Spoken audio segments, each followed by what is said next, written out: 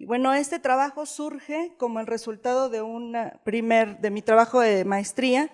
En ese trabajo estudiamos la distribución socioespacial de la oferta de consumo cultural. Y bueno, la idea era trabajar con base en una política de democratización al acceso a la oferta cultural.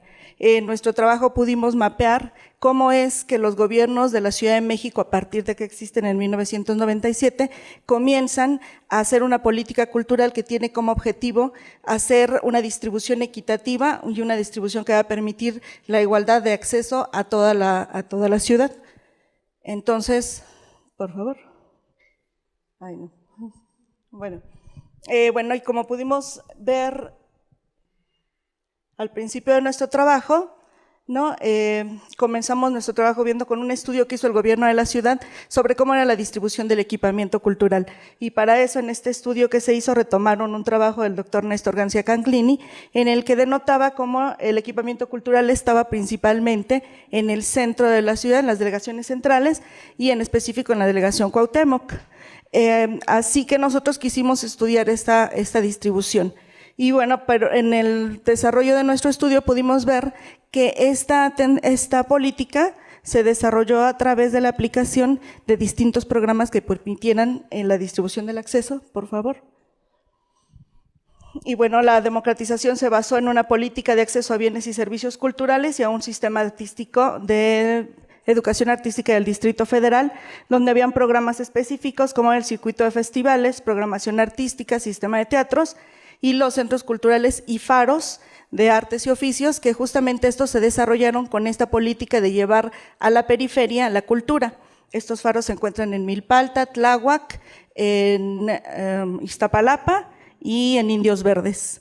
Sin embargo, al hacer el estudio caso por caso de estas actividades, pudimos notar que las actividades se siguen centrando en la delegación Cuauhtémoc. Allí, como pueden ver, están las actividades desarrolladas en estas barras y vemos que la delegación Cuauhtémoc sigue teniendo en cada una de estas actividades pues una mayor preponderancia en la delegación Cuauhtémoc.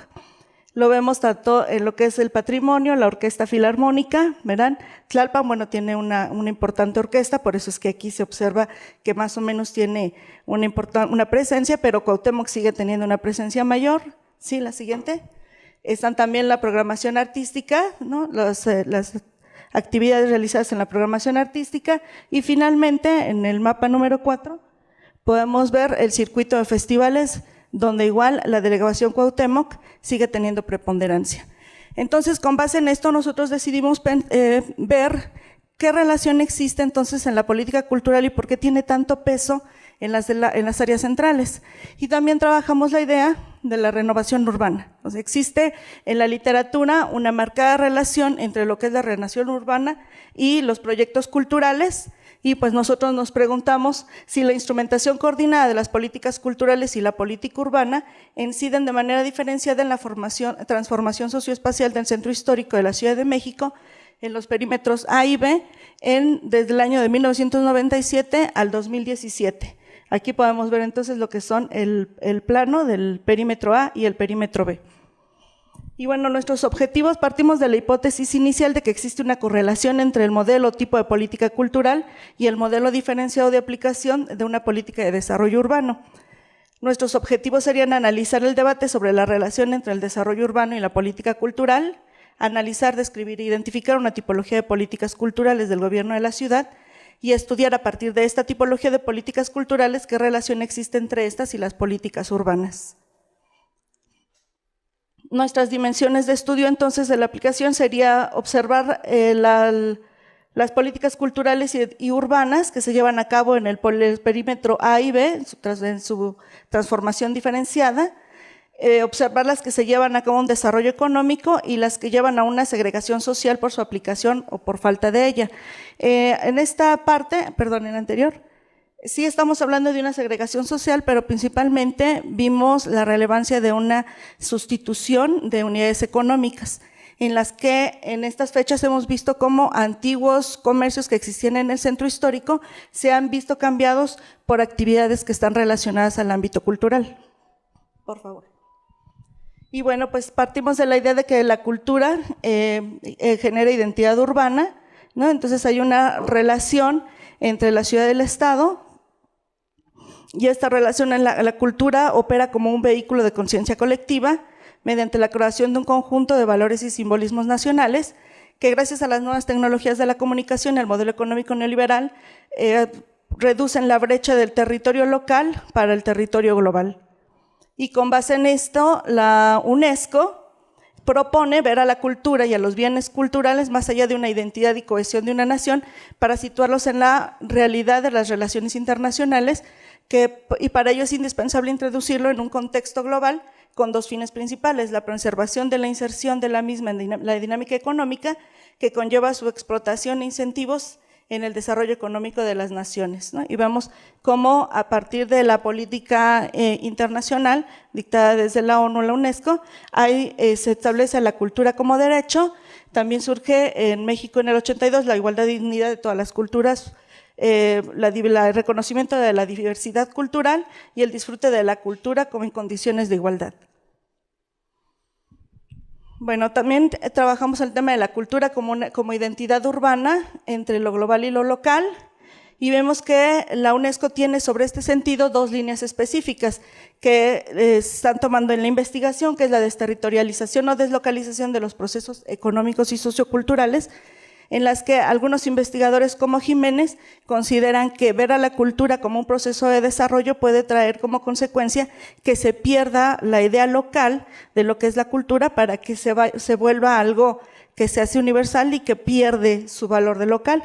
Y otros dicen que al revés, es un elemento de territorialización que determina la competitividad del espacio haciendo uso de las especificidades de la cultura de cada lugar. Estas dos discusiones entre la desterritorialización o la revalorización de las identidades locales traen como consecuencia que la cultura y las políticas culturales dentro de las economías globales tengan un papel estratégico, pues por un lado mantienen su valor como componentes de la identidad, cohesión social y legitimidad, pero al mismo tiempo se les adjudica la facultad de potencializar las especificidades de cada ciudad, haciéndola única y atrayente para los proyectos y para captar inversiones. Por favor. Bueno, entonces podemos enumerar que existen tres razones por las cuales creemos que la cultura, específicamente la política cultural, ha tomado un papel estratégico en las agendas de las ciudades. Uno, porque la cultura tiene una importante función revitalizadora económica en las ciudades, pues se utiliza cada vez más para atraer inversiones, estimular el comercio, el arte, la arquitectura y contribuyen a determinar el clima cultural en que una ciudad se torna como círculo de consumo. Dos, por el reconocimiento y aprendizaje de la diversidad multiétnica y multicultural, que son características de las ciudades latinoamericanas y que otorgan a los gobiernos locales medios de distinción frente a otras ciudades. Y tres, por el reconocimiento de la multiculturalidad, que contribuye al fomento de la ciudadanía, de una nueva cultura política. En los centros urbanos sirve también, en este caso, como ágora o como foro para que merecen una vida nueva. Bueno, entonces, la idea del desarrollo como expresión de la relación posible entre los ámbitos de la cultura y la estrategia política y el Estado, presente desde la declaración final de la Conferencia Intergubernamental sobre Cultura y Desarrollo celebrada en México en 1982, en ella se concibió a la cultura como capaz de incidir en el desarrollo urbano, en el desarrollo económico y en el desarrollo social. Entonces, bueno, tenemos que las ciudades como objeto de consumo cultural surgen como promotoras de desarrollo, pero que también se pueden ver, dice Víctor Delgadillo, como un pretexto para comerciar a las ciudades como objeto de consumo cultural. Y se usa para eso, se apropian de su multiculturalidad, de su pasado histórico y de la diversidad que incorporan al mercado cultural, promoviendo políticas urbanas proempresariales que han impulsado la modernización selectiva de las ciudades, así como la recuperación de un escogido patrimonio urbano, que es importante para la recuperación de rentas de los inversionistas. Esta política de promoción de ciudades puede generar dos tipos de consecuencias. Por un lado, flujos de capitales provenientes del consumo de la ciudad, como mercancía cultural, que atrae inversiones para su recuperación, renovación o rehabilitación, según sea el caso, dinamizando la economía y generando empleos locales que favorecen tanto a los gobiernos locales como a los inversionistas y a los habitantes de las áreas intervenidas. Es posible identificar entonces 4 formas en que la competencia de imagen supralocal amenaza a las culturas locales, que son los proyectos culturales de gran escala para los centros urbanos, que implican el estímulo de culturas minoritarias en las zonas periféricas y refuerzan la desigualdad cultural y económica. Los proyectos a gran escala, que amenazan con incrementar la dependencia de la ciudad de la cultura importada. El espacio urbano se clasifica entonces solo como un espacio receptivo. Los proyectos de acontecimiento con capacidad de crear nuevas imágenes que no tienen un efecto perdurable, no solo porque no tienen base local, sino también porque consumen parte del presupuesto y no prestan atención a la comunidad. Y cuando no existe una política urbana integral, es probable que los megaproyectos culturales diluyan el entramado social, generando procesos de exclusión e inclusión y expulsando a los habitantes originarios. La cultura en su relación con el centro histórico es una relación que va más allá del patrimonio.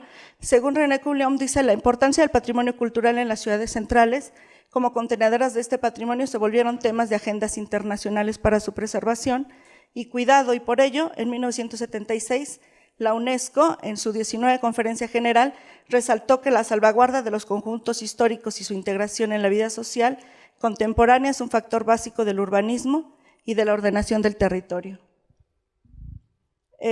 Así, la fórmula cultura, monumentos patrimoniales y espacio público ha permitido transformar el sentido legitimador de un binomio patrimonio-cultura por otro incorporado a la cultura bajo un discurso democrático enfocado a la discusión del multiculturalismo y la diversidad.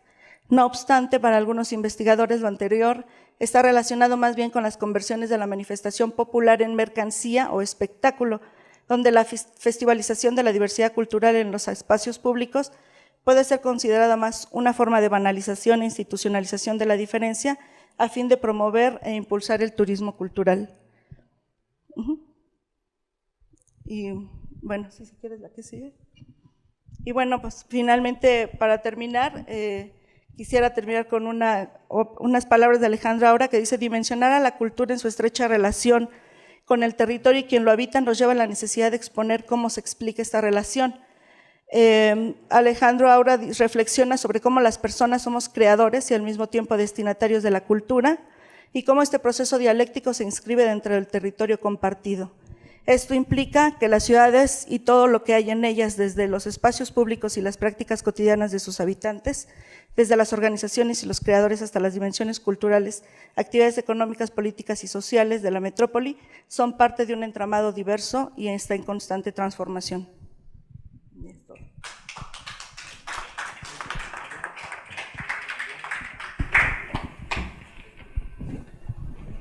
Bien, a mí la lectura del texto y la exposición acá, acá no abordaste la parte de la metodología, de las técnicas, en fin,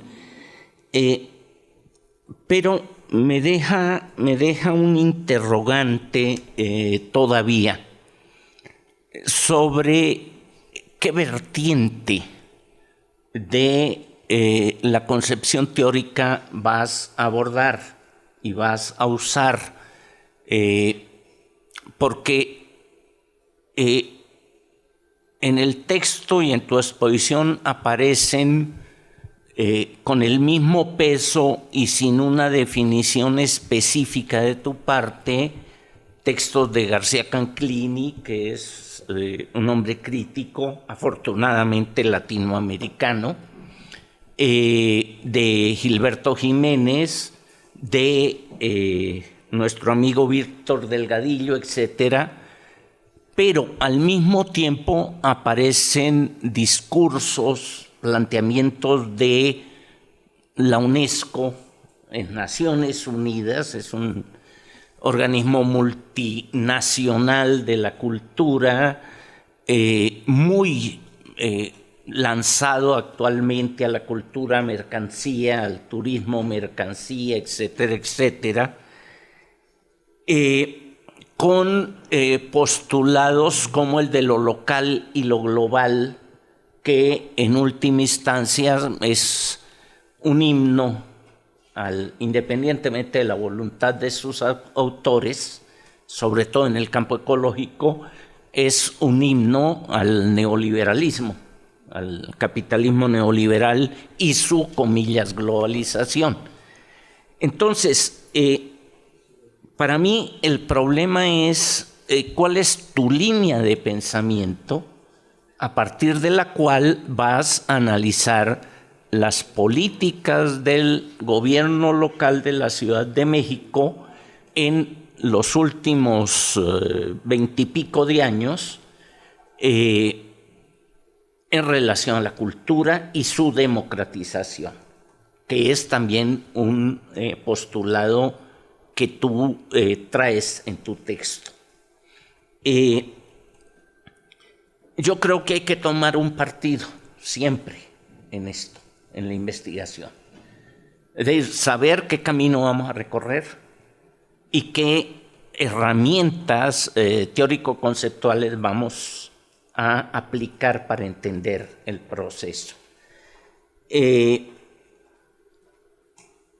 Porque es difícil analizar a la luz de la UNESCO de la misma forma las políticas del DF en ciertos momentos, ahora voy a hacer un comentario sobre esto, que supuestamente venían de la izquierda y que supuestamente se planteaban ir en contra de ella.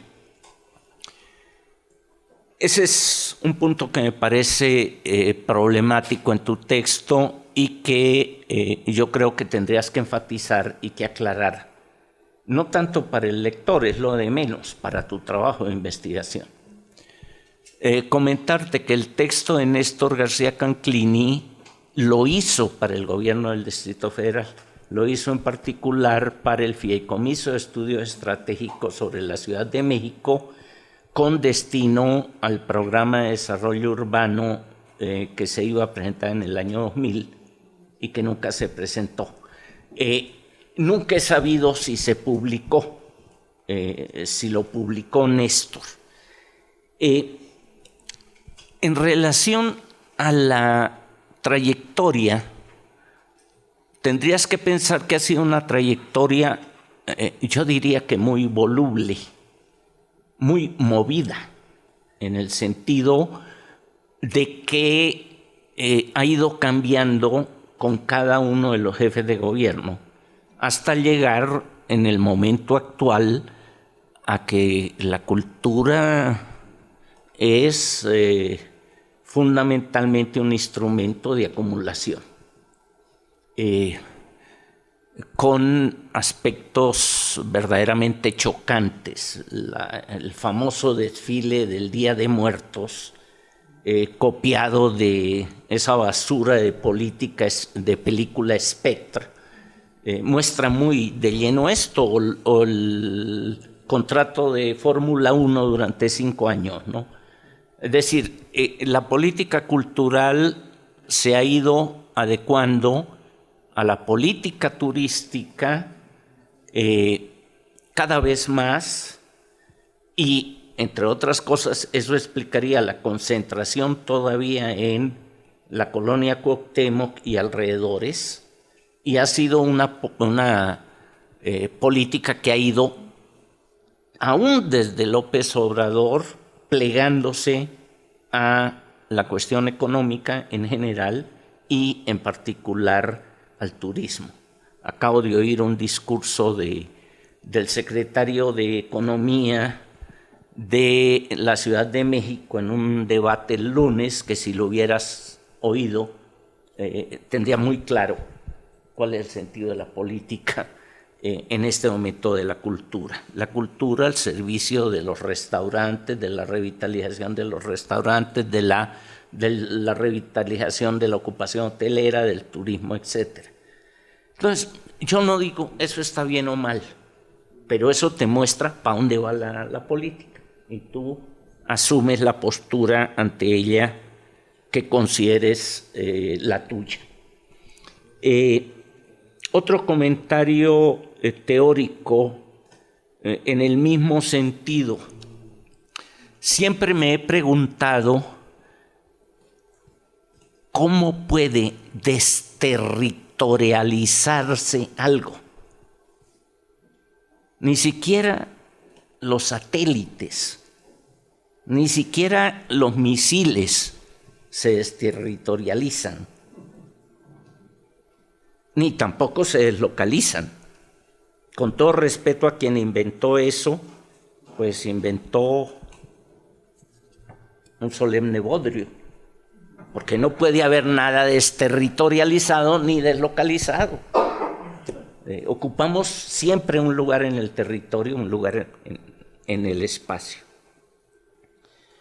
Sobre la cuestión metodológica, haría el mismo comentario que a la tesis anterior, aunque tú tienes la ventaja de que estás haciendo una tesis de doctorado. No te bastaría el análisis dijéramos, el listado, la base de datos de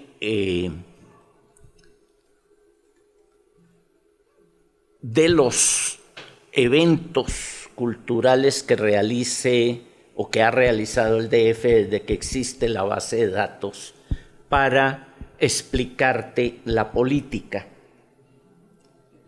Aunque en esa base de datos puedes hacer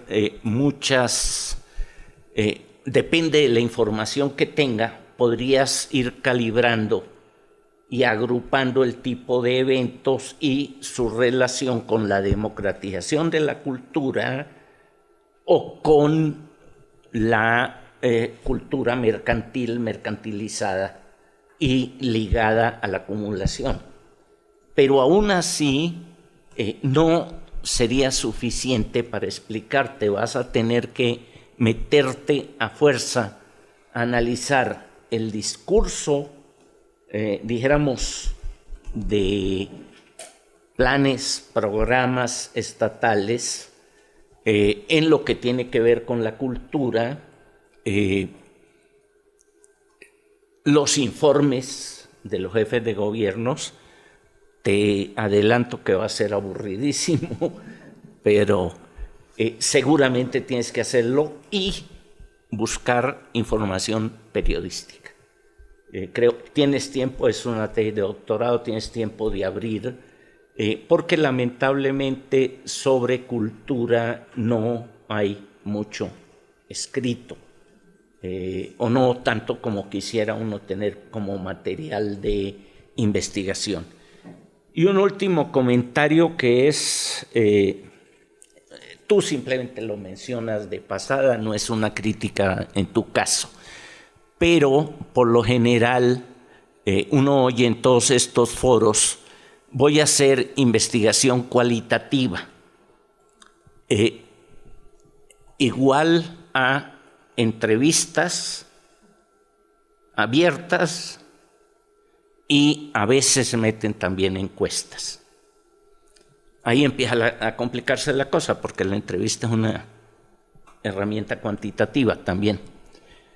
Pero lo cualitativo no se puede identificar, con todo respeto, a entrevistas. Yo no sé cuántas entrevistas hizo Weber para escribir Economía y Sociedad, o cuántas entrevistas hizo Marx para escribir los 8 libros del Capital. Creo que no hizo ninguna. Ahora, quien se atreva a decir que esos 2 textos clásicos no son investigación cualitativa, que me expliquen qué demonios es, ¿no? Entonces, yo te llamo la atención porque tú por ahí mencionas eso, no te ayuda, pero evita que nos enojemos algunos el eliminar esa palabrita. Es una discusión, yo la tengo todos los días en el posgrado en CIAD, eso de la investigación cualitativa. ¿Por qué? es un invento verdaderamente fuera de cualquier discusión epistemológica. Que pueda haber investigación solo cualitativa, que no tenga nada de cuantitativo, y que aún lo más cuantitativo del empirismo no tenga algo de cualitativo, ¿no? Pero todavía peor que una entrevista, hay un trabajo, no digo de dónde, que tenía 2 entrevistas para explicar todo un problema de una urbanización y decía que era investigación cualitativa. Yo me pregunto, ¿será? Gracias.